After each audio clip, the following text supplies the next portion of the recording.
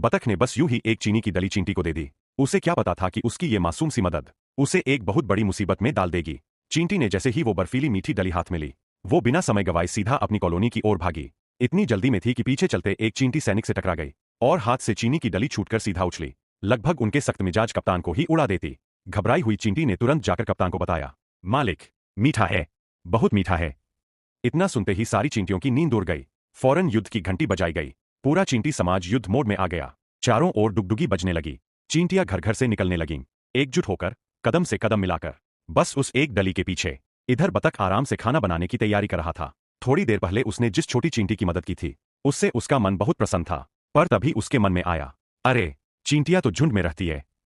बस फिर क्या था? उसका चेहरा पल में उतर गया, जैसे किसी ने हलवा सामने रखकर छीन लिया हो। डरते हुए वो दरवाजे तक गया और जो नजारा उसने देखा, चींटियां सैकड़ों की संख्या में, एक सीधी कतार में, पूरी आर्मी स्टाइल में, उसी के घर की ओर बढ़ती चली आ रही थीं।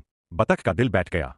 भागकर दरवाजा बंद किया, फौरन टेप उठाया, दरवाजे, खिड़कियां, यहां तक कि चिमनी तक को सील कर दिया। उसने अपनी सबसे प्यारी चीज, शहद की बोतल, भी अलमारी में छुपा दी। इतने में ठक ठक दरवाजे पर दस्तक हुई। कहीं चींटियां तो नहीं? डरते डरते बतख खिड़की तक गया। बाहर देखा, कोई नहीं। तब जाकर चैन की सांस ली और दरवाजा खोला। मिला क्या? एक चिट्ठी। ओह, शायद कोई धोखा। सावधानी से उसने फिर से दरवाजा सील कर दिया। फिर धीरे धीरे चिट्ठी खोली और निकला क्या? बड़ी दुकान में भारी छूट, आज ही आए। बतख ने मुंह बनाया और चिट्ठी को फेंक दिया। पर असली झटका तो अभी बाकी था। जैसे ही चिट्ठी जमीन पर गिरी, उसके अक्षर हिलने लगे। व्हाट? हाँ, अक्षर चलने लगे। असल में ये चिट्ठी नहीं थी, ये तो एक जाल था, चींटियों का, जो अब अंदर घुसने